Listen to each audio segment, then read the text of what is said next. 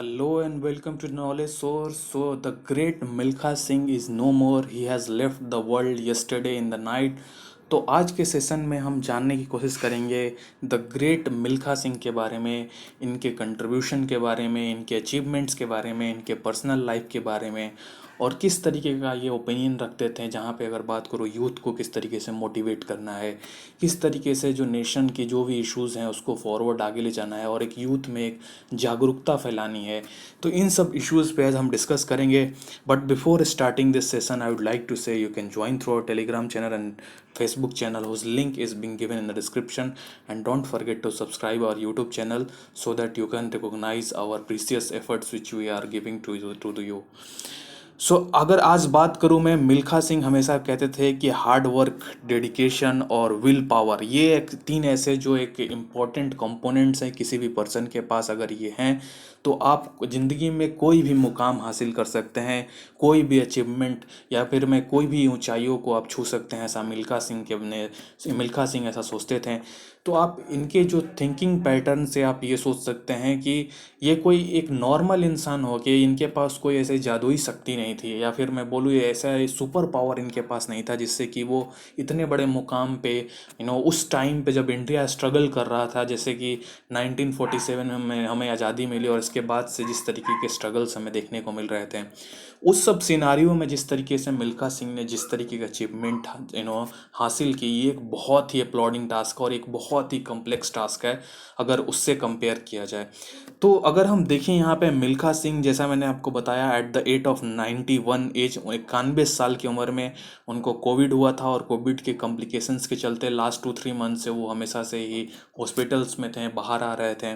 और उन्होंने मरते समय तक भी अगर हम देखें, जहाँ पे हॉस्पिटल से डिस्चार्ज भी हुए थे, तभी उन्होंने कहा था कि I am all right, I will fine and I will start running again. तो उनका इस तरीके का जो एक जुनून था ज़िंदगी जीने का, एक बहुत ही सराहनीय, उन्होंने अपने ज़िंदगी जी और युवाओं के बीच एक आकर्षण का केंद्र है। उनके ये अगर मैं बात करूँ, इनका ये डेथ हुआ है, उनकी जो वाइफ जो थी, उनकी जो 2-4 साल 5 डेज पहले ही उनका भी डेथ हुआ है। उनका नाम मिस निर्मल था और उनका भी कोविड-19 से ही डेथ हुआ है, जिनके बाद इसके बाद 5 दिन के बाद द ग्रेट मिल्खा सिंह ने भी इस पूरे हमारे संसार को छोड़ दिया है। सो अगर मैं बात करूं उनके पर्सनल लाइफ के बारे में, तो अगर देखिए, निर्मल कौर से उन्होंने शादी की थी, जो कि कैप्टन थी इंडियन वुमेन वॉलीबॉल टीम की। और 1955 में उनसे उन्होंने मिला था मिल्खा सिंह ने, और 1962 में अल्टीमेटली उनसे मैरिज हुआ। जो इनके अगर बात करूँ, ये कपल के एक्चुअली 3 टोटल, अगर मैं डॉटर्स या सन्स बोलूँ, जिसमें कि 3 बेटियां और एक सन, यानी कि टोटल 4 थे। और ये जो अगर बात करूँ, मिल्खा सिंह के एक जो सन है जीव मलिक, जो एक फेमस गोल्फर भी हैं। और 1999 में जब आपको मालूम होगा कि कारगिल युद्ध हुआ था, उस समय टाइगर हिल पे एक आर्मी ऑफिसर थे, उनकी दो डेथ हो गई। इसके बाद उनका बच्चा अनाथ हो गया था। तब उस समय द ग्रेट मिल्खा सिंह ने एक बच्चे को अडॉप्ट किया था और उसको भी अपने बेटे की तरह उसकी परवरिश की। मिल्खा सिंह जो है अपने पूरे मेडल्स जो है नेशन को डेडिकेट कर दिए थे, क्योंकि जिस तरीके से जो फाइट किया था कारगिल वार में, जो हमारे सोल्जर्स ने जिस तरीके की करेज दिखाई थी, जिसके चलते मिल्खा सिंह ने उनको डेकोरेटेड अपना एक ऑनर प्रदान किया था। और मिल्खा सिंह ने इन्वेंट किया था मिल्खा सिंह चैरिटेबल ट्रस्ट 2003 में, जिनके युवाओं को किस तरीके से प्रेरित करना है, या जो भी इनको उनकी फाइनेंशियल कंडीशंस हैं उनको मीट करने के लिए, to take the best athlete up to the task of Olympic, उनका ये इस तरीके का डेडिकेशन था। सो अगर मैं बात करूं मिल्खा सिंह के जो पर्सनल कुछ ट्रेजेडीज़ के बारे में, तो देखिए, जब पार्टीशन हुआ, और पार्टीशन के बाद आपको मालूम होगा कि दोनों हिंदू और मुस्लिम्स जिस तरीके से मार काट जब हुई, जिसमें कि बहुत सारे लॉसेस हुए लाइफ के, उस समय मिल्खा सिंह भी इससे अछूता नहीं रह चुके थे। उन्होंने अपने पेरेंट्स को खोया उस पूरे इंसिडेंट जब हुआ पार्टीशन के बाद। और इवन रिहेबिलिटेशन के लिए, फूड्स के लिए वो स्टीलिंग करना या चोरी करना स्टार्ट कर दिए।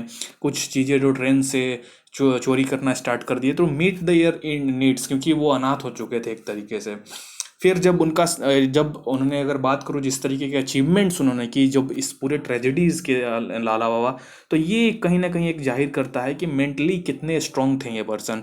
अगर आपको ये एग्जाम्पल के थ्रू मैं दिखाऊं, उन्होंने 80 रेस टोटल जो दौड़ा उन्होंने, और उसमें से 77 आउट ऑफ 80 रेसेस 77 ही वॉन। सो आप देख सकते हैं किस तरीके के हार्डवर्क बिहाइंड द कर्टन्स उन्होंने पुट आउट किया। इसके बाद 4 गोल्ड उन्होंने जीते एशियन गेम्स में और 1 कॉमनवेल्थ गेम्स में। और अगर बात करूं 1960 में जो ओलंपिक हुआ था उनमें ब्रॉन्ज मेडल से लगभग 100 जो सेकंड होता है उससे पीछे रह गए थे, तो 4th नंबर पे आए थे, जिसके चलते कि उन्हें ब्रॉन्ज मेडल नहीं मिल पाया था रोम ओलंपिक्स में 1960s में। सो अगर बात करूँ 1935 17 अक्टूबर को इनका जन्म हुआ था। और प्लेस ऑफ बर्थ जैसा मैंने आपको बताया कि गोविंदपुरा पंजाब ब्रिटिश इंडिया, जो कि अभी पाकिस्तान में है। और प्रोफेशन जैसा कि आपको मालूम होगा कि एथलेटिक्स या फिर कंपिटिटर थे। और मिल्खा सिंह जो कि फ्लाइंग सिक्स के नाम पे भी जाने जाते थे, और फॉर्मर ट्रैक और फील्ड स्प्रिंटर इनको इंट्रोड्यूस किया गया था। जिस तरीके से स्प्रिंटिंग करते थे इसलिए इनको फ्लाइंग सिख का नाम से भी दर्जा दिया गया था। ही वॉज द ओनली, सिर्फ एक ऐसे पर्सन थे कि जिन्होंने इंडिविजुअल मतलब अकेले खुद एथलेटिक्स में गोल्ड मेडल लेके आए थे। इसके बाद आपको मालूम होगा कि इनका जो ये रिकॉर्ड था कृष्णा पूनिया ने 2010 में जो कॉमनवेल्थ गेम हुआ था उसमें डिस्कस थ्रो फेंक के गोल्ड मेडल हासिल किया था। So he was awarded Padma Shri, जो कि आपको मालूम होगा इंडिया में 4th हाईएस्ट ऑनरी अवार्ड है, जो कि किसी भी पर्सन के prestigious achievement in their field उनको इसमें प्रदान किया जाता था। तो इसमें पद्मा श्री उनको दिया गया था।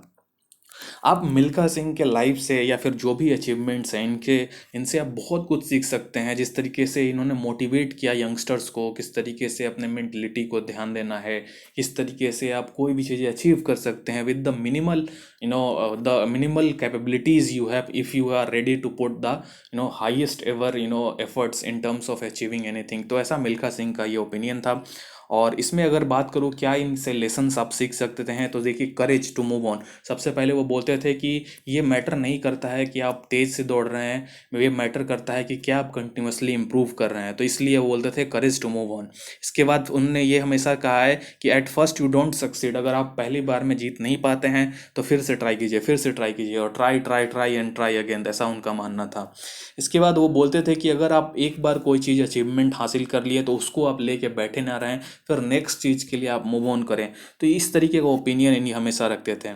और एक उनका सबसे एक इम्पॉर्टेंट कंपोनेंट जो मुझे पर्सनली अच्छा लगता है कि वो हमेशा बोलते थे कि victory is more than medals, यानी कि जो मेडल्स या फिर जो मनी आपको मिलता है विक्ट्री इससे कहीं ज़्यादा होता है।